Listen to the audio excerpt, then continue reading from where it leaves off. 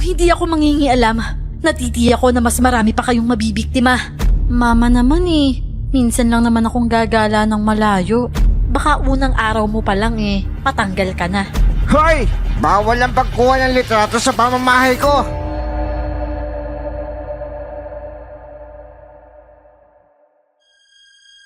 Magandang araw po sa inyo, Miss Clar.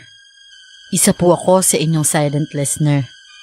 Bago ko lang pong nadiskubre ang inyong channel at halos po lahat ng video ninyo ay aking nang napakinggan. Sa tuwing nakikinig po ako sa mga isinasalay sa inyong kwento, hindi ko po maiwasan na balikan ang aking nakaraan at karanasan tungkol din sa mga aswang na yan.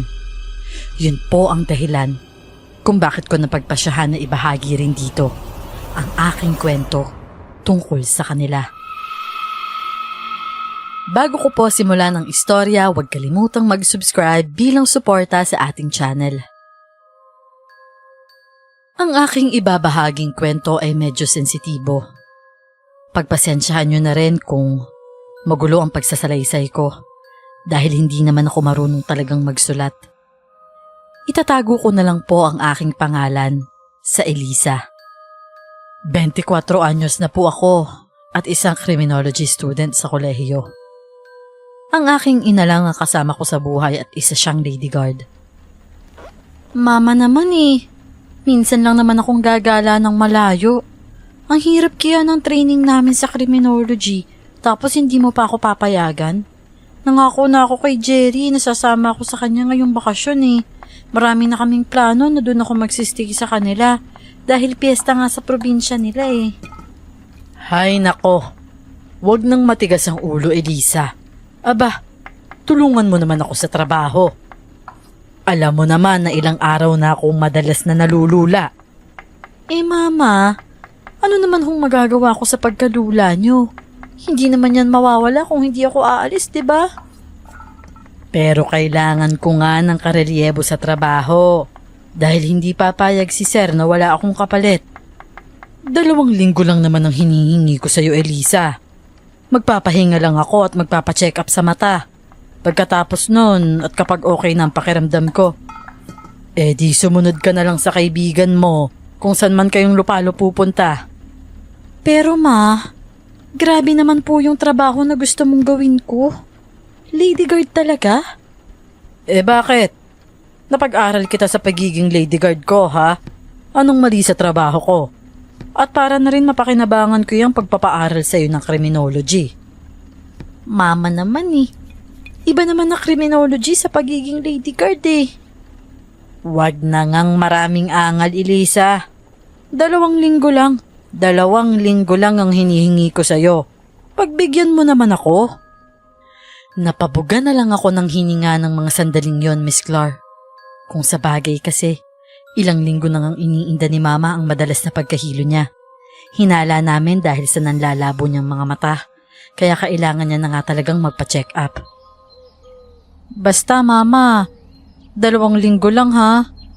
Oo, 2 linggo lang. Yung suswelduhin mo sa loob ng 2 linggo na yon, ibibigay ko rin sa'yo ng buo para may pocket money ka papunta dun sa lugar ng kaibigan mo. Wow naman! Talaga, Ma? Oo nga. Sa yung lahat yon, hindi ako makikihati. Basta pagdating sa pera talaga, ang bilis mo.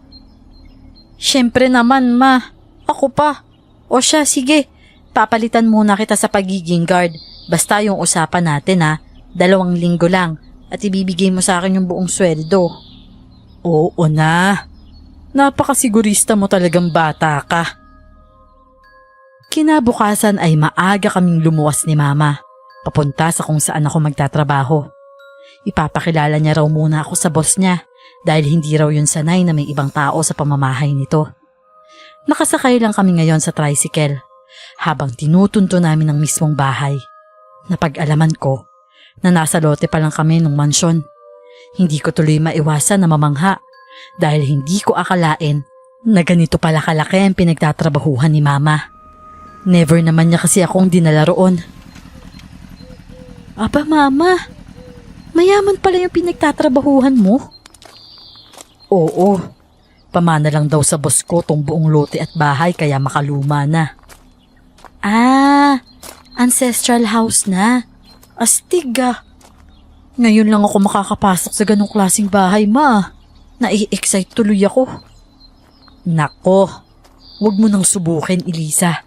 Kahit nga ako, isang beses pa lang nakakapasok sa mismong mansyon. May sarili kasing guardhouse doon at doon ka magsestay. Hindi basta-basta pwedeng pumasok sa mismong bahay. Ha? Bakit naman, ma? Huwag ka nang maraming tanong, Elisa. Hindi ko rin alam. Pinagbawalan na ako una pa lang, kaya hindi ko na sinubukan. Kaya ganun din dapat ang gawin mo, ha? Huwag kang gagawa ng kalokohan doon. Baka matanggal din ako sa trabaho dahil sa'yo. Mayayari ka talaga sa aking bata ka. Hindi ko na lang masyadong pinansin ang mga bili ni Mama. Dahil medyo OA lang kasi siya pagdating sa pagsunod-sunod ng rules. Habang nilalakbay namin ang kabuuan ng lote, marami akong puno na nakita. May mga damong ligaw na rin na nagtataasan dahil halos hindi na yata natatabas o nalilinis. May fountain din akong natanaw na nalipasan na ng panahon. Hindi na kasi maganda ang ayos noon at punong-puno na lang ng lumot ang bato.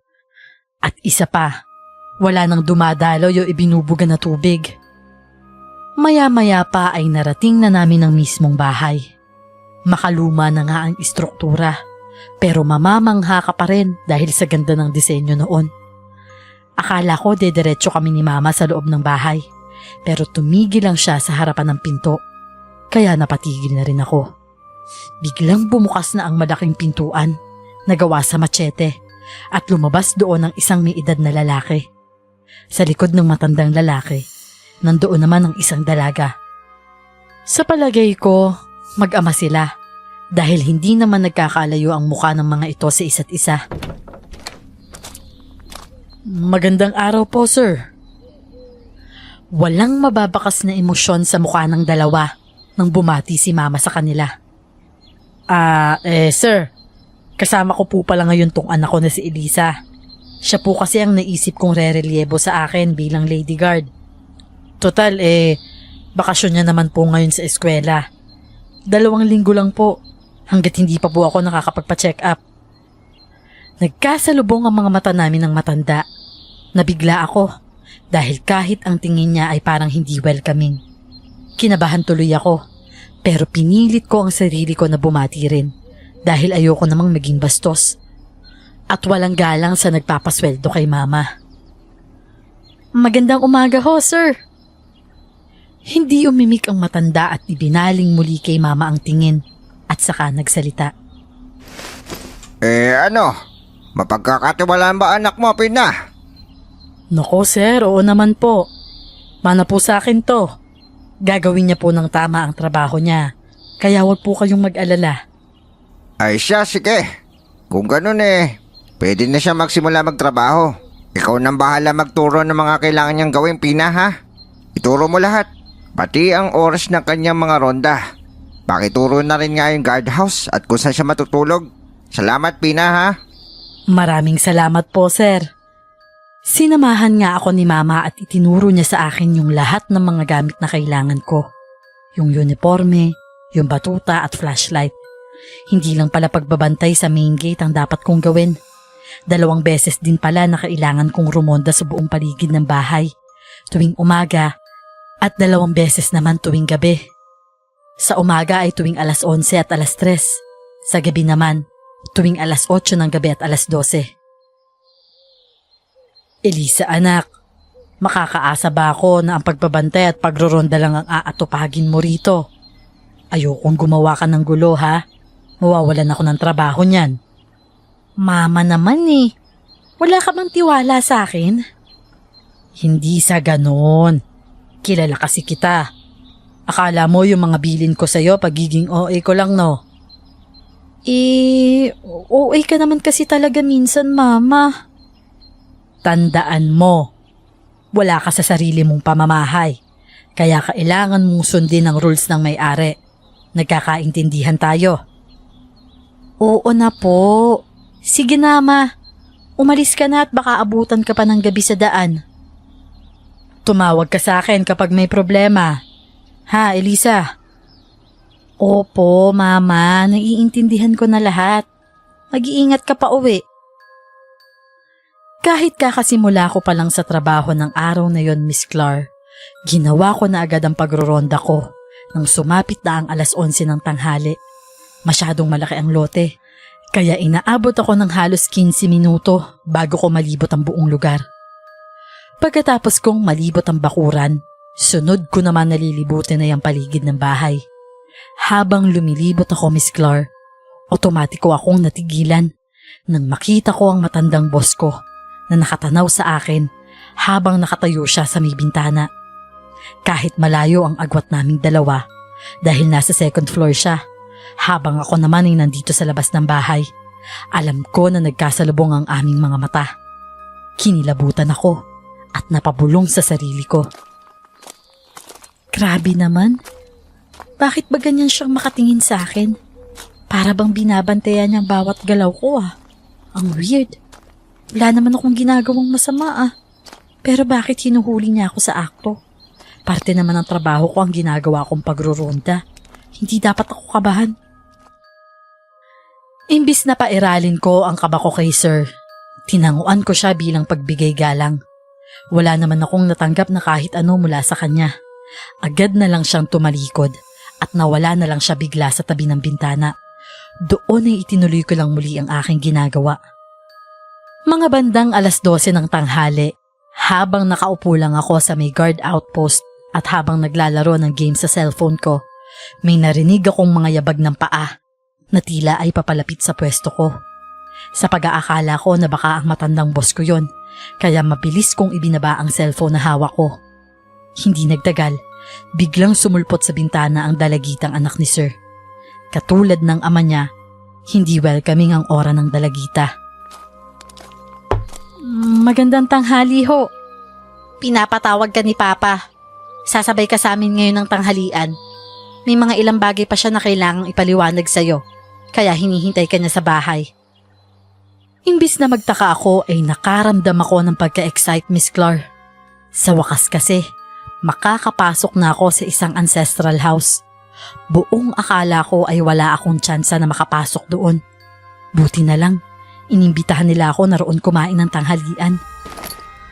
Mabilis kong kinuha ang phone ko. Naisipan ko kasi na kumuha ng ilang litrato sa loob dahil ipagyayabang ko sa mga kaibigan ko yun. Pagkapasok sa loob, ay mas namangha ako sa unang bumungad sa akin. Ang laki talaga ng bahay. May malaking hagdan, mga cabinet at mamahaling vase na parang mula pa sa iba't ibang dako ng mundo. Wow! Ibang klase. Napakaganda pala talaga ng loob ng mansyon na to. Mabilis kong kinuha ang cellphone ko sa bulsa. Lumingon-lingon pa ako sa paligid. Sakto, wala si Sir at ang anak niya. Kaya naghanda na ako para magsimulang kumuha ng litrato. Handa na sana akong itutok ang kamera ng phone ko sa unang vase na nasa tabi ko. Kaya lang, bago ko pa man magawa yon, may umalingaw-ngaw na agad na boses ng isang lalaki. Hoy! Bawal ang pagkuha ng litrato sa pamamahay ko! Pasensya na ho, Sir. Nagandahan lang po ako sa mga vase. Pero wala naman po ako nakuhang litrato. Kahit tingnan niyo pa po tong phone ko. Kumabog ang puso ko dahil sa kaba. Bukod sa ang sama ng tingin niya sa akin, natatakot ako na baka sibakin niya ako agad sa trabaho. Ayaw ko naman na mangyari yun. Hindi ko na kailangan tignan pa ang phone mo. Pero, ngayon pa lang itutak mo na sa isip mo na hindi pwedeng kumuha ng litrato dito. Nagkakaintindihan ba? Opo, Sir. Pasensya na po ulit. Ay siya, halika na sa pagkainan. Sabay-sabay tayong kakain ng tanghalian ngayon dahil may kailangan akong mga bagay na dapat sabihin. Nang magsimulang kumuha na ng pagkain ng mag-ama, ganun na rin ang ginawa ko. Hindi ako pamilyar sa pagkain na niluto nila, pero hindi yun ganun kalasa na inaasahan ko. Nang matikman ko kasi yun, wala akong malasahan na alat o mga rekado tulad ng bawang. Ayoko namang ipakita sa mag-ama na hindi ako nasasarapan, kaya naman nginuya ko pa rin ng mabuti ang pagkain sa bibig ko. Alam ko na unang araw mo ngayon, Elisa. Pero gusto ko malaman mo na Meron mga rules dito sa pamamahay ko na hindi dapat sinasaway. Isa na ron ang pagkuha ng litrato. Pasensya na ho ulit, sir. Tatandaan ko na po yan. Ikalawang rules, sa mga tinakdang oras ka lang pwedeng magronda sa paligid ng bahay. Hindi pwedeng kung kailan mo lang maisipan. Hindi rin pwedeng malipasan ng pagronda. Basta, magronda ka sa tamang oras. Walang labis at walang kulang. Alas 11 ng umaga, alas 3 ng hapon, alas 8 ng gabi, at alas 12 ng madaling araw. Sa mga oras na yon, doon ka lang pwede magronda. Opo, sir. Makakaasa po kayo. Pangatlo naman, bawal ka magpapasok ng kung sino-sino dito. Ang pahihintulutan mo lang na pumasok ay kung sino yung bibigyan ko ng go signal. Kaya siguraduhin mo na lagi mo masasagot ang walkie-talkie mo sa guard outpost. Bukod dun may isang taxi na pinapayagan din pumasok dito. Ibibigay ko sa iyo ang pangalan ng driver mamaya, ha? Sige po, sir. Opo. Tatandaan ko po lahat yan. Nagpaalam na ako pagkatapos kong kumain. Bago ako bumalik sa aking pwesto, lumabas muna ako para bumili ng biskwit sa tindahan sa may kanto. Wala kasi akong nakain dahil nga wala talagang lasa yung pagkain nila. Mga bandang alauna noon, nang may sunod-sunod na busina ng sasakyan akong narinig. Dumungaw ako sa maliit na bintana ng guard outpost at doon ko nakita ang isang taxi. Matandang lalaki ang nagmamaneho noon. Sumili pa ako sa loob ng kanyang sasakyan. Nagulat ako ng konti dahil hindi lang pala siya ang sakay ng taxi na yon. May dalawang batang babae rin na nakaupo sa may likuran. Sa tingin ko, base sa kanilang ayos at suot, mukhang mga batang palaboy lang sila. Marumi kasi at madungis ang estado nilang dalawa. Excuse me po, sir. Pangalan po? Pedring. Pedring ang pangalan ko.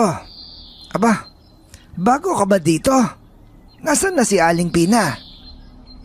Nag-leave po muna para magpa-check up. Anak niya po ako, pumalit sa kanya. Ako nga po pala si Elisa. Mga 2 linggo rin ho siguro akong magre-reliebo kay mama. Ganun ba? Basta. Ayusin mo ang trabaho mo, Neng, ha? Sige, buksan mo na yung gate at papasok na ako. Nang papaupo na sana ako sa aking pwesto, hindi ko maiwasan na matanaw yung paghinto ng taxi, kung saan ay kitang-kita ko na rin ang pagbukas ng malaking pinto ng bahay. Lumabas doon si Sir, habang diretsyong nakatingin kay Mang Pedring. Ngingiti-ngiti naman si Mang Pedring sa amo ko, at kasabay noon ay pagbukas niya ng pinto sa likod ng taxi niya, at doon lumabas sa mga batang babae. Kitang-kita ko na tiningnan muna ni Sir ang mga bata mula ulo hanggang paa nito. Kahit malayo ang pwesto ko mula sa kanila, hindi nakaligtas sa paningin ko ang pagngiti ni Sir sa mga bata. Napabulong tuloy ako sa sarili ko. Mukhang mabait naman pala si Sir. Mukha lang talaga siyang masungit at mailap. Pero pagdating sa mga batang babaeng yun, parang lumambot siya. Baka mahilig siya sa mga bata kaya ganun siya. Sigurado ako pakakainin niya mga palaboy na bata na yun. Buong akala ko ay magtatagal si Mang Pedring sa loob ng mansyon. Pero halos 20 minuto lang yata ang lumipas, ay narinig ko na agad ang pagbuhay ng makina ng kanyang taxi. Nang malapit nang tumapat si Mang Pedring sa akin, nakita ko ang mabilis na pagbaba ng bintana ng kanyang sasakyan. Malapad ang kanyang pagkakangiti. Bukas ulit, Ineng, ha? Sige ho, Mang Pedring. Bukas po ulit. Mag-ingat po kayo sa biyahe. Habang itinataas niya ang salamin ng bintana ng taxi, hindi nakaligtas sa aking paningin ang isang brown na envelope na parang may makapal na laman na nakapatong sa may passenger seat. Hindi rin nakaligtas sa aking pansin na hindi niya nakasama yung 2 bata sa kanyang pag-alis. Ano yun? Bakit hindi na niya kasama yung 2 batang babae? Nagpaiwan kaya sila? O baka naman inampon ni Sir? Pagsapit ng alas 3 ng hapon, bago pa ako makaramdam ng antok, ay nagpasya na akong magronda na ulit. Ito na ang huling ronda ko sa umaga. Habang dahan-dahan lang ang aking paglalakad, may mahihinang iyak akong naririnig. Kusang napahinto ako sa aking paghakbang. Teka, guni-guni ko lang ba yun? Oo, talagang may naririnig akong mahinang iyak. Hinahanap ko kung saan galing ang iyak na yon. Ngunit nang akala ko ay mahahanap ko na kung saan ang gagaling ang mga hikbi, bigla yung nawala. Nagpalinga-linga ako sa aking paligid. Idiniit ko pa ang aking tenga sa dingding ng bahay, pero wala na talaga akong narinig na mga hikbi. Nagtaka pa ako nung una, pero sa huli ay hindi ko na lang din yun pinagtuunan ng pansin. Pagsapit ng 7:00 ng gabi, muli kong nakita ang dalagitang anak ni Sir na papalapit na dito sa guardhouse. Good evening po, ma'am. Ito na yung hapunan mo. Dala ko na. Dito na ho ba ako kakain? Oo. Simula ngayon dito ka nakakain. Dadalhan na lang kita dito. Dahil po ba sa bala ko sanang pagkuha ng litrato? Kaya bawal na ho akong pumasok sa loob? Hindi. Hindi dahil doon. Hindi ba sinabi sa'yo ni Manang Pina na hindi talaga pwedeng pumasok sa loob ng bahay? Pinapasok ka lang kanina dahil may kailangang sabihin sa'yo si Papa. Pero yun na ang huling pasok mo sa loob. Pwede ka lang ulit makapasok kung ipapatawag ka namin. Pero hanggat wala kaming sinasabi o walang sinasabi si Papa, dito ka lang sa guardhouse, okay? Yun naman talagang trabaho mo, hindi ba? Ay, oho. Pasensya na po. Nakalimutan ko lang po yung sinabi ni Mama. Pero nabanggit niya nga po sa akin na isang beses lang din siyang nakapasok sa mansyon. Maniwala ka kasi sa sinabi ni Manang Pina. Dahil yun ang patakaran na dapat mong sundin. Oo po, ma'am. Makakaasa po kayo. Buong akala ko ay aalis na siya. Pero muli siyang nagsalita at muling humarap sa akin. Siya nga pala, kapag nagroronda ka, pagroronda lang ang gawin mo. Hindi ka pwedeng sumilip sa mga bintana, ha? Natigilan ako sa sinabi niya. Lalo na at napansin ko. Masamang tingin ang ibinato niya sa akin. Bago ko pa man siya masagot, tinalikuran niya na ako at naglakad na siya palayo. Dahil hindi ko naman gusto ang pagkain, kaya bumili na lang ako ng cup noodles sa may tindahan. Naisipan ko na magronda muna bago ako magsimulang kumain. Kaya lang, nahigip ng aking tingin ng isang matandang babae na nasa harapan ng gate. Nakatanaw siya sa mansyon habang may kasama siyang isang batang lalaki. Hindi katulad ng mga bata kanina. Mas maayos naman ang pananamit ng batang kasama ngayon ng Ale. Ano kung kailangan nyo? Nandyan ba sa loob ang amo mo? Nandyan po. Pero ano pong pangalan nyo? Bago pa man masagot ng matandang babae, bigla namang tumunog ang aking walkie-talkie na nakakabit sa may bandang dibdib ko. Doon ay narinig ko ang boses ni Sir. Papasokin mo siya. Oo, okay ho, sir. Copy po. Hindi na nga ako nag-atubili at binuksan ko na nga ang gate. Agad namang pumasok ang matandang babae na hawak-hawak pa sa balikat ang bata. Habang naglalakad sila papalayo sa akin, muli na naman akong napatanong sa sarili ko. May isang bata na naman? Papakainin kaya ulit ni Sir ang batang yun? Pero hindi naman yun mukhang pulubi eh. Baka naman ka mag-anak ni Sir.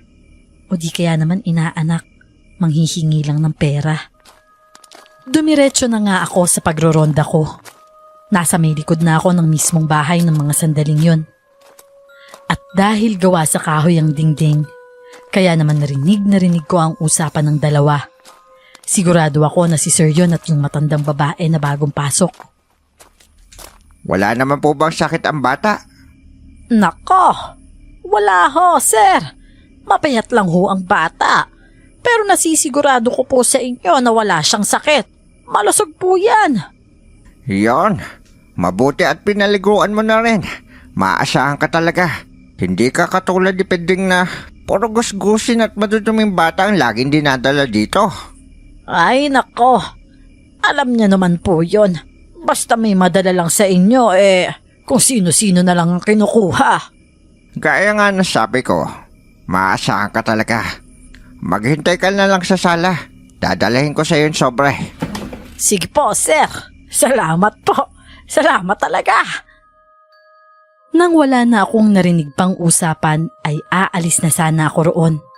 Kaya lang, muntikan ko nang mabitawan ng hawak kong flashlight nang bigla na lang sumulpot ang figura ng dalagitang anak ni Sir. Malalim ang kanyang tingin sa akin. Ilang beses naman akong napalunok, lalo na nang magsimulang kumabog ang dibdib ko dahil sa gulat. Anong ginagawa mo rito, Elisa? Nag-isip ako agad ng magandang palusot dahil hindi niya pwedeng malaman na may narinig akong usapan mula sa loob.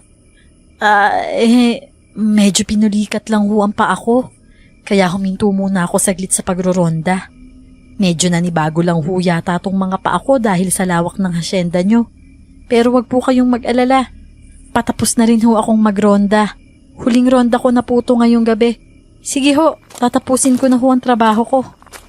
Naglakad na ako para lampasan siya.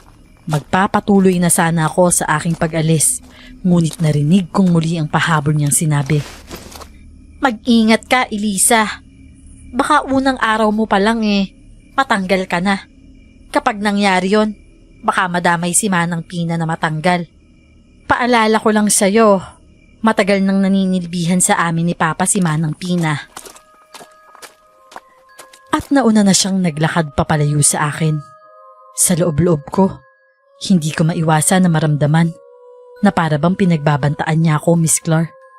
Natakot naman ako para kay Mama. Nang makabalik na ako sa aking pwesto, sakto naman napapalabas na rin noon yung matandang babae. Malayo pa lang ay natanaw ko na ang malawak na pagkakangiti niya. Sa ngiti niya ay para siyang nanalo sa loto habang nakatingin siya sa bitbit niyang envelope. Napagawi ang tingin ko roon at napaisip sa aking sarili. Teka, kung hindi ako nagkakamali, nakita ko rin ang envelope na yun kay Mang Pedring Yun yung nakalagay sa may passenger seat niya. Kaya lang, mas makapal nga lang yun kaysa sa envelope na hawak ngayon ng babaeng to. Ano kayang laman nun? At bakit 3 bata na ang ipinasok sa mansyon? Hindi ako pinatulog ng mga katanungan na yon sa aking isipan, Miss Clark. Kaya naman kinabukasan ay agad kong tinawagan si Mama para magtanong. Oh, hello. Bakit ka napatawag, Elisa? May itatanong lang ako sa iyo, Ma. Ano yon? Bilisan mo at malapit na ako sa pila. Ako na yung sunod na magpapacheck up. Itatanong ko lang, Ma. Bakit ang dami laging dinadalang bata rito sa mansyon? Hindi ko naman makita yung mga bata. Wala rin akong marinig na ingay sa loob. Aba, napansin mo rin. Palaisipan din yan sa akin Ibig sabihin? Alam mo rin ang tungkol doon, Ma? Aba, oo. Madalas talagang may dinadalang bata dyan. 2 hanggang 3 beses sa isang araw. Wala akong ideya kung bakit. Hindi rin ako sigurado kung nasa loob ba talaga sila ng bahay. Lalo na't hindi naman ako nakakapasok sa loob, 'di ba? Hindi natin alam. Baka nasa loob lang din ng mga bata. Binibihisan, pinapatira, at pinapakain ni Sir. Mga pulubi pa naman ng mga batang yon. Ibig sabihin, Ma, matagal nang may dinadalang mga bata dito? Hindi ka man lang ba na-curious? Bakit naman ako ma-curious? Hindi naman yun ang trabaho ko. Tagabantay lang ako nang papasok at lalabas ng gate. Magroronda sa paligid. Yun lang. Wala nang iba pa. Kaya ikaw, yun lang din ang gawin mo, Elisa. Huwag ka nang ma-curious dyan. Tayo lang ang malilintikan. O siya, sige na, babay na. Ayusin mo na lang ang trabaho mo dyan. Matapos ang pag-uusap namin, mas lalo lang naging palaisipan sa akin ng lahat, Miss Clark. May nabubuo ng kung ano sa sistema ko. Pakiramdam ko, gusto kong malaman kung anong nasa likod ng lahat. Kung bakit may mga batang dinadala sa mansyon. Nasaan ang mga bata? Nasa loob ba talaga sila? Nang sumapit ang hapon, naisipan ko munang lumabas ng gate para mag-inat-inat. Dahil ang tagal-tagal ko nang nakaupo, sumasakit tuloy ang aking puwitan. Habang abala ako sa ginagawa ko, natanaw ko ang isang matandang pulubi. Mababa lang siya at halos nakakuba na sa katandaan. Sa katunayan, mukha siyang ermitanyo. Ang gulo ng buhok niya. at ang haba ng kanyang balbas. Dahil sa presensya niya kaya napatigil ako. Patalon-talon siya habang tila humuhuni o kumakanta. Ngunit nanlaki ang aking mga mata at tila napako ako sa aking kinatatayuan nang otomatiko siyang huminto. Ang tila magiliw na pagkanta niya kanina ay nawala. Pumalit doon ay ang pagtitig niya sa mansyon ng aking amo.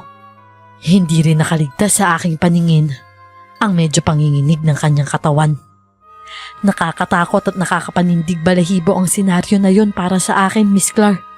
Pero mas nakakatakot doon ay nang marinig ko na meron siyang ibinulong. Kaliwat sa wakwak! Kaliwat sa wakwak! Kaliwat sa wakwak!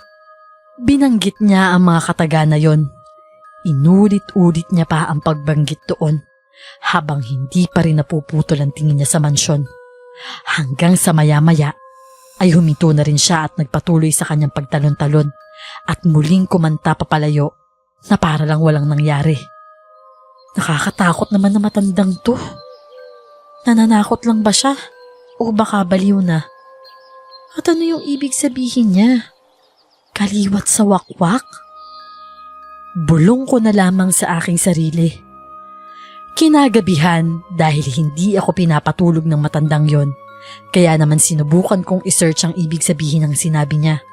Pero kahit anong gawin ko, wala akong makita sa internet na maayos na sagot. Dahil doon, kaya nagpasya ako na itanong sa aking kaibigan na si Jerry ang ibig sabihin nun. Pero wala din naman akong natanggap na sagot mula sa kanya dahil hindi niya pa nababasa ang message ko. Hindi kasi siya online. Napabuga na lamang ako ng malalim at saka pinilit na lang na matulog. Natitiyak ko naman na bukas, mababasa niya rin ang message ko. Kinabukasan, wala pa rin akong natanggap na reply mula kay Jerry. Mukhang hindi pa talaga siya nag-o-online. Sinimulan ko na lang ang umaga ko ng pagroronda. Matapos sa paligid ng bakuran, ay sa palibot naman ng mansyon.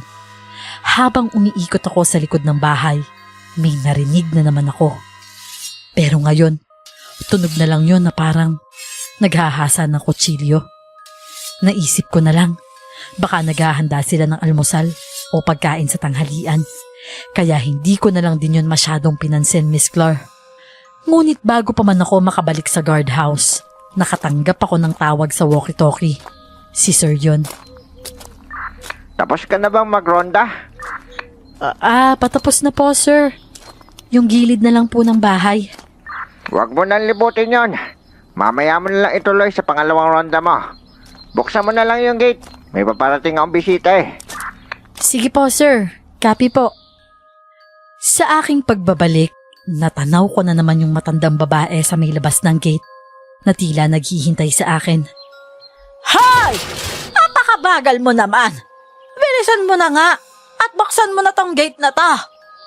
Hindi ko na pinansin ang pagsusungit niya dahil napako ang tingin ko sa kasama na naman niyang bata. Batang babae na naman yon at mas malusog sa huli niyang dala. Ano bang tinatayo-tayo mo pa dyan? Di ba't sinabi ko nang buksan mo na tong gate? Oho, papunta na po. Saglit lang po. Pagkabukas ko ay dumiretso na agad sila sa pagpunta sa mansyon. Habang ako, kinukutoban na ako. Laging may dinadalang bata dito Pero wala naman akong naririnig na ingay. Hindi kaya may illegal na nangyayari? Paano kung nagbibenta ng bata si sir? Hindi ba at child trafficking yun? Base sa napag-aralan ko. Kailangan ko talagang malaman ng totoo. Imbis na bumalik ako sa guardhouse, nagpasya ako na pumunta ulit sa may likod ng bahay. Umaasa na may mapapakinggan ulit ako o makikita. Kumakabog ang dibdib ko dahil sa kaba. Natatakot ako na baka mahuli ako. Pero dahil umaandar nga ang masamang kutob ko, hindi ako nagpadala sa aking takot. Idinikit ko ang aking tenga sa dingding. Mga ilang segundo rin akong nakikinig, pero wala akong marinig na nagsasalita. Hanggang sa bigla na lang nagring ang cellphone ko. Naku po, ngayon pa nagring. Nalinti ka na. Singhal ko sa aking sarili. Para akong aatakihin sa puso dahil sa sobrang gulat. Nagpapanikong pinatay ang tawag at saka nagmamadali akong umalis sa pwesto ko. Tumakbo ko ng mabilis para lang bumalik sa guardhouse dahil tiyak na may nakarinig ng ring ng phone ko sa loob ng mansyon. At hindi nga ako nagkamali sa hinala ko dahil ilang minuto lang nakita ko na ang anak ni Sir. Seryoso at matalim ang tingin niya sa akin. Nasa likod ka ba ng bahay kanina, Elisa? Nang mga sandaling yon, alam kong hindi ako pwedeng umamin. Wala po. Kanina pa ho ako tapos na magronda eh. Hindi na kasi ako pinatuloy ni Sir sa pagroronda. Kaya kanina pa ho akong nandito. Nagsisinungaling ka ba sa akin? Hindi ho, ma'am. Bakit naman ho ako magsisinungaling? Pinagbuksan ko pa nga ng gate si ate eh. Pagkatapos nun, hindi na ako umalis dito. Bakit? May problema po ba? Tiningnan niya ako ng diretso sa aking mata. Para bang binabasa niya kung nagsisinungaling ba ako o hindi. Hindi siya agad sumagot. Pero pagkaraan ng ilang segundo, doon na siya umimik. Ayusin mo yung trabaho mo ha, Elisa. Nakahinga na ako ng maluwag nang tuluyan na siyang mawala. Minuto ang itinagal at natanaw ko ng muli ang matandang babae. Katulad ng laging nangyayari, may bitbit na naman siyang envelope. Dapat malaman ko kung anong laman nun. Tumayo ako para pagbuksan siya ng gate.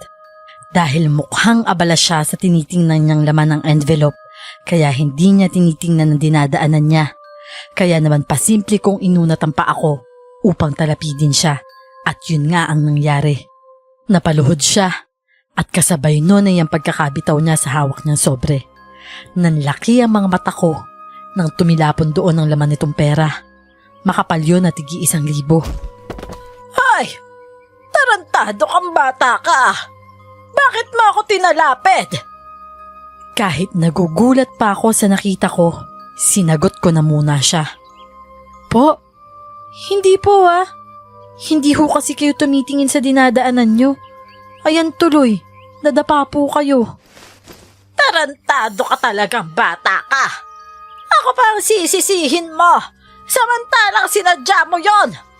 Hindi po talaga. Tulungan ko na lang po kayong pulutin yung mga pera. Wag na. Hindi ko kailangan ng tulong mo. Leche ka talaga. Kaya ko naman na yan. Baka mamaya bumulsa ka pa. Kailan ba babalik si Pina para mawala ka na? Wala kang kwenta! Nang makaalis na siya ng mansyon, doon na ako binalot ng kakaibang kaba. Marami nang tumatakbo sa aking isipan. Bakit ang dami niyang pera? Yun kaya yung sobre na tinutukoy ni Sir nung nakaraan? Hindi ba? At ganun din yung sobre na nakikita ko kay Mang Pedring? Pera rin bang laman nun? Ibig sabihin, binibigyan niya ng pera yung matandang babae at si Mang Pedring. Pero bakit? Dahil sa mga bata? Teka, binibili niya ba yung mga bata?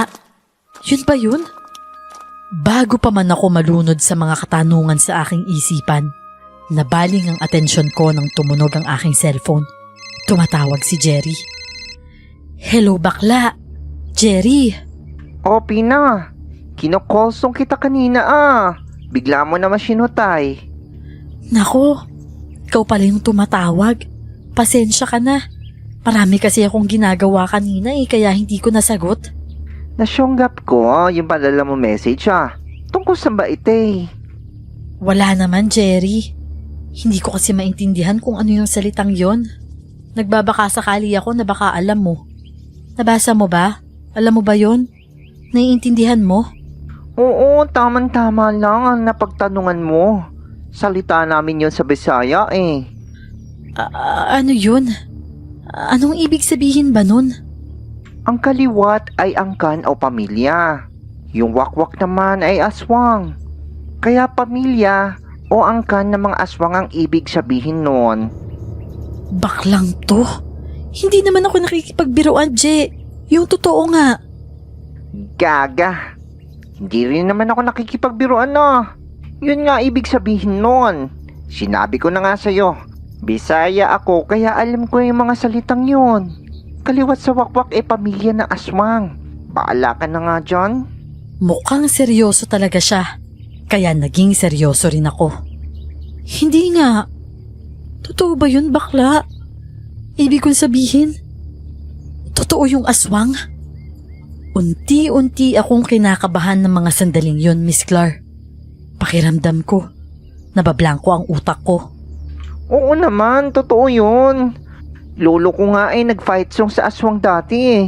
Kaya naniniwala ako na laganap talaga yun. Nakakasyokot talaga lalo na kapag duwag ka. Pero sabi naman ng lolo ko, wala kang dapat ikatakot dahil madali lang naman sila sugpuin. Teka lang, bakla. Paano ko muna malalaman kung aswang talaga sila? Nako sis, sa panlabas siguradong mahihirapan kang malaman dahil anyong tao din sila. Kung hindi sila magiging aswang, hindi mo ito manos. Minsan nga nagche-change outfit pa silang bilang mga hayop. Pero pag anyong tao sila, katulad din natin sila. Parang simple lang, hindi mo akalain. Paano nga? Paano ko malalaman? Siguro kapag napansin mo na syokot sila sa asin o bawang. Kahit sa pagkain nga hindi sila naglalagay ng asin o bawang. Pangontra kasi yun sa kanila Doon sila syokot. Natigilan ako, Miss Clar. Biglang naalala ko yung mga pagkain na natatanggap ko. Wala ngang lasa yun o kahit sangkap na bawang. Ibig sabihin, totoong aswang sila. Paano ko naman sila masusugpo o mapapatay? Si Bat sis, itsuktsak mo sa dibdib. Nako naman, bakla. Saan naman ako kukuha ng sibat dito? Aba sis, teka lang. Kung makapagsalita ka para may tsutsugin ka talaga aswang Basta, sabihin mo na lang kung ano pang pwede kong gawin bukod sa sibat. Takot din ang aswang sa apoy. Pwede mo silang i-barbecue ng buhay. Pwede yun, sis. Dahil kumpirmado ko na nga na aswang ang mga amo ko, napag-connect-connecta ko na ang mga nangyayari. Sigurado ako na ang mga batang dinadala sa mansyon ay ang kanilang pagkain, kaya binabayaran pa nila yon. Hindi ko maiwasan na makaramdam ng pagsisisi sa aking sarili. Kung nalaman ko ng mas maaga, baka nailigtas ko pa ang mga batang yun. Kailangang may gawin ako. Kailangan kong kumilos. Kailangan may plano ako para matigil na ang kademonyohan ng mag-amang yun. Tumakas ako para bumili ng asin, bawang at sakaga sa may tindahan sa labasan. Palihim ko lang yung ginawa dahil ayokong mahuli nila ako na may binabalak. Pag nagkataon, tiyak na may mangyayaring masama rin sa akin. Bitbit ko ang maraming asin at bawang. Nilagay ko ang ilan sa bulsa ko at ang iba naman ay sa aking bag. Pagkatapos noon, nilak ko ang gate. Kinandado ko talaga yun para wala nang iba pang makapasok sa loob. Ang una kong misyon ay maghanap kung may buhay pa bang bata dahil kailangan ko muna silang iligtas. Pwede ko na sanang sunugin ang bahay habang nasa loob ang mag-ama. Kaya lang, iniisip ko na baka may buhay pang bata sa loob kaya hindi ko yun pwedeng gawin. Alam ko na hindi magiging madali sa akin ang gagawin ko dahil nga unang-una, hindi ko alam ang pasikot-sikot sa loob ng mansyon. Saan ko sila unang hahanapin? Pangalawa, dahil alam kong dalawa ang makakalaban ko, ang mag-ama. Pero hindi ako pwedeng panghinaan ng loob. Sakto naman na 11:00 na, kaya walang makakapansin kung sakali man na lumapit ako sa mansyon. Nagpapanggap ako na nagroronda sa palibot. Pero ang totoo, pasimple ko nang tinatanaw kung nakatanaw ba sa akin ang matanda kong amo, katulad ng lagi niyang pagtanaw sa akin sa bintana sa tuwing nagroronda ako. Laking pasalamat ko na wala siya roon. Lumapit na ako sa mismong pintuan ng bahay.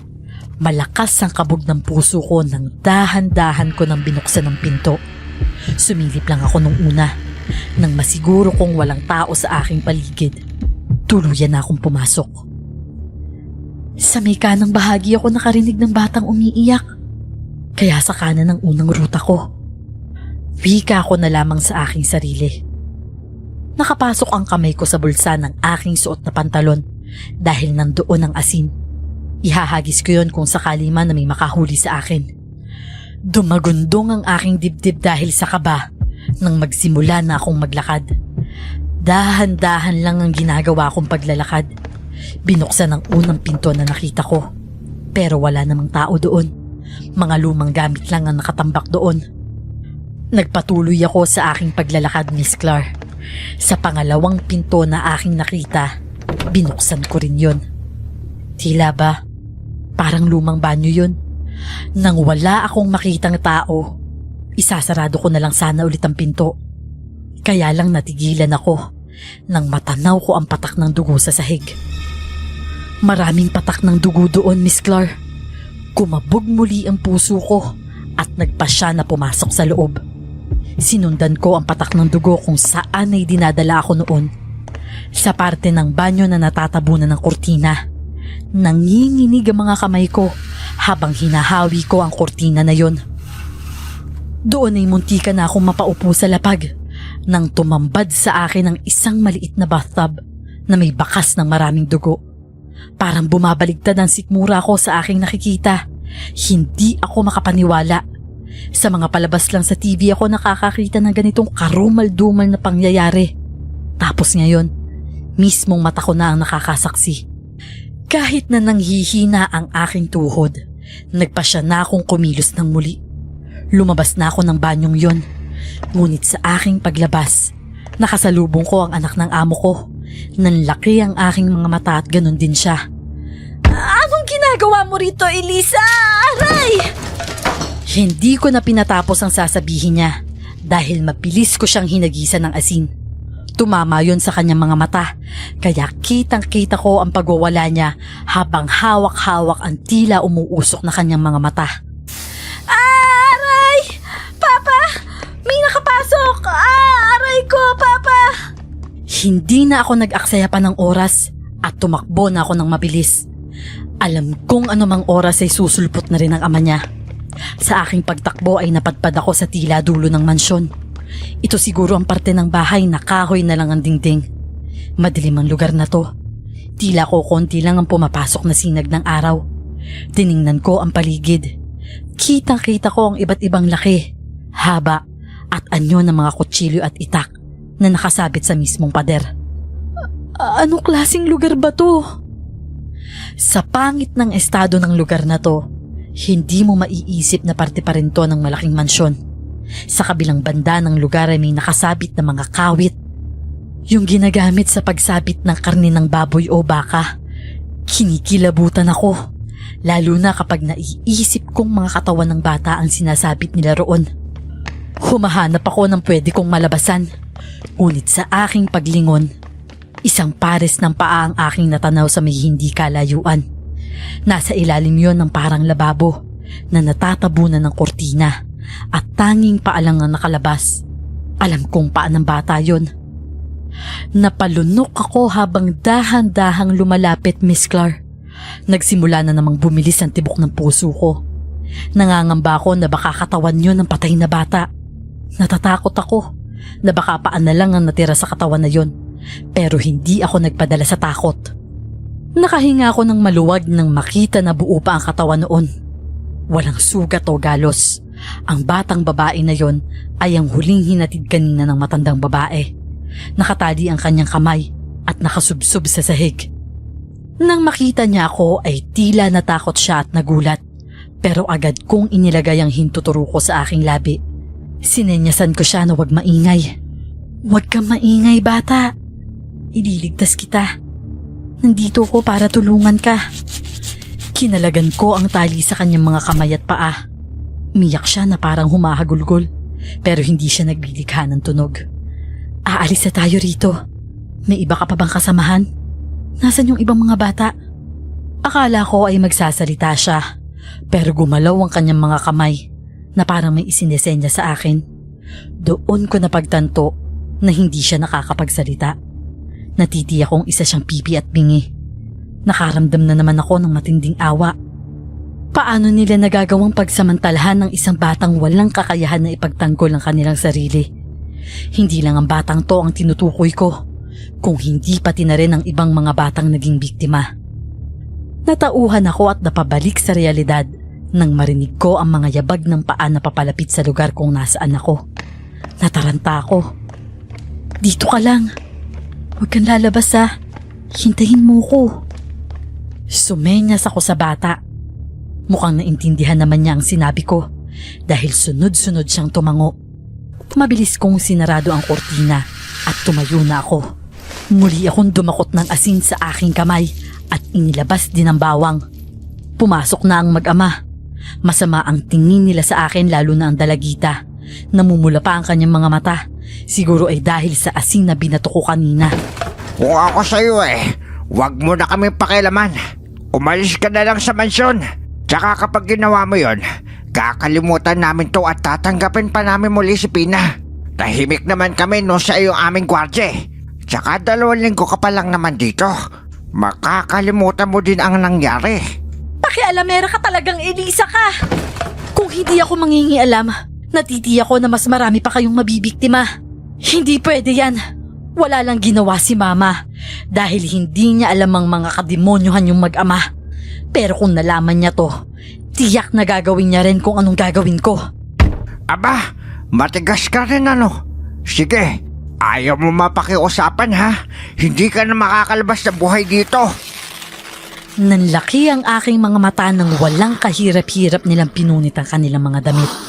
Sa isang iglap ay naglabasan ng kanilang matatalas na pangil at kuko. Ang kanilang maayos na itsura kanina, napalitan ng kapangitan at nakakatakot na anyo. Tumulo ang kanilang malapot na laway at mamula-mula rin ang kanilang mga mata. Kahit na nanginginig na ang aking mga kamay dahil sa takot, agad kong inihagis patungo sa kanila ang asin. Muling umusok ang kanilang katawan ng matamaan yun. Halatang nasaktan sila. Yan lang ba ang meron ka? Kung oo, nasisigurado ko na ang katapusan mo ngayon. Umatras ako ng paunti-unti nang humakbang na sila papalapit sa akin. Napapalunok ako ng laway dahil sa takot na baka atakihin nila ako at mapatay.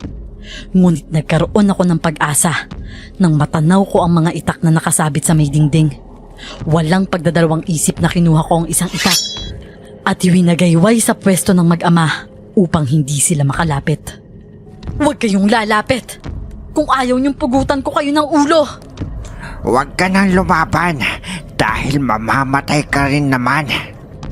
Hindi ako ang mamamatay. Kayo ang mamamatay dahil hindi kayo tao. Mga aswang kayo! Aswang! Pinagtataga ko ang hangin bilang panakot sa kanila. Umatras naman ang mag-ama sa tuwing ginagawa ko yon. Pero nilalabanan nila ako ng hampas ng kanilang matatalas na kuko. Kapag nahuli kita, papatayin kita. Kakainin kita ng buhay. Mararamdaman mo ang bawat kagat ko sa iyong balat at makikita na mismo mga mata mo na kung paano ko kakainin ang iyong laman loob kagaya ng ginawa ko sa mga batang yon. Papatayin ko kayo! Demonyo ka! Demonyo kayo! Hindi ako nakapaghanda sa biglang pagsugod na matanda sa akin. Agad niyang hinawakan ang kamay kong may hawak na itak at pinipigilan niya yun. Nanlaki ang aking mga mata. Demonyo ka! Demonyo ka talaga! Lumayo ka sa akin! Nakita ko na pasugod na rin ang kanyang anak sa akin. Pero mabilis ko siyang nasipa sa kanyang tiyan. Kaya naman napaatras siya. Pinagtuunan ko ng pansin ng matanda. Patuloy pa rin ang pagnganga niya. Kahit nahihirapan ako sa pwesto ko, inabot ko ang isang buong bawang sa aking bulsa at sa isang mabilis na pagkilos, pinasok ko yun ng buo sa kanyang bibig. Napabitaw siya sa akin, katulad ng epekto ng asin. Naglikha ng usok ang bibig niya. Sumisigaw siya na parang napapasok. Napalayo na ako sa pwesto na yon at agad na lumapit sa tabi ng lababo kung saan nagtatago ang batang babae. Nakita ko na masama ang tingin sa akin ng matandang aswang. Siguro ay dahil sa ginawa ko sa kanyang anak. Hindi ko na hinayaan pa na makalapit siya sa akin sapagkat mabilis kong kinuha ang bote ng gas sa aking bag. Hindi ako papayag na may masaktan pa kayong ibang bata. Mga demonyo kayo! Nang mapansin ko na susugod na ang matandang lalaki sa akin, agad kong ibinato sa kanyang paanan ng bote ng gas. Nabasag yon sa mismong mga paa niya at sunod kong kinuha ang posporo at sinindihan yon sa kamuling inihagi sa natapon na gas. Mabilis na kumalat ang apoy sa paanan ng matandang aswang hanggang sa kanyang bewang. Malakas siyang sumigaw. Nakita yon ng kanyang anak na agad ding sumigaw. Papa! Papa! Dahil nakaharap siya sa kanyang ama na hindi malapitan dahil sa apoy, nakakuha ko ng pagkakataon para lumapit sa kanyang likuran at maitulak din siya sa mismong apoy kasama ng kanyang ama. Malakas silang nagsigawan, Miss Clark. Kitang-kita ko ang mabilis na pagkalat ng apoy sa kanilang buong katawan. Nakakatakot na makita yun. Tumitig pa ako ng ilang segundo roon hanggang sa nagpasya na akong kunin ang bata upang makalabas na kami. Tara na bata, aalis na tayo sa impyernong lugar na to. Kahit na alam kong hindi niya ako naiintindihan dahil nga may kapansanan siya, kinuha ko na lang ang kanyang kamay. Iniwasan ko na makita niya ang nasusunog na mag-ama. Sa huling sulyap ko ay tila nasusunog sa impyerno ang mag-amang aswang. Walang tigil ang pagsigaw nila at halatang nagdudulot ang apoy na yon ng walang katumbas na sakit. Para sa akin, tama lang sa kanila ang nangyari. Sinarado ko ang pintuan ng lugar na yon kung saan ay sinisigurado kong hindi sila makakalabas. Tinaktak ko na rin ang isa pang bote ng gas sa mismong pinto at muling sinindihan yon para siguradong wala talaga silang takas pa. Mabilis na lumaki ang apoy. Kumalat na yon hanggang buong mansyon. Alam kong hindi nakaligtas ang mag-ama. Ligtas kaming nakalabas ng batang babae. Aking isinalaysay ang lahat ng pangyayari kay mama. Naintindihan niya ako sa ginawa ko. Kung napapansin niyo nga po pala, Miss Clark, hindi ko po pinangalanan sa liham na aking isinulat ang pangalan ng mag-ama dahil mahirap na ho. Kung nabalitaan niyo po yung nasunog na ancestral house sa Negros, yun na po yun. Isang pangyayari ho yun sa buhay ko na hindi ko makakalimutan. Natiyak na dadalhin ko yun hanggang sa aking pagtanda at isasalaysay sa aking magiging apo. Hanggang dito na lang po ang kwento ko sa inyo, Miss Clark. Maraming salamat kung mababasa niyo ito sa inyong channel at maibahagi sa inyong tagapakinig.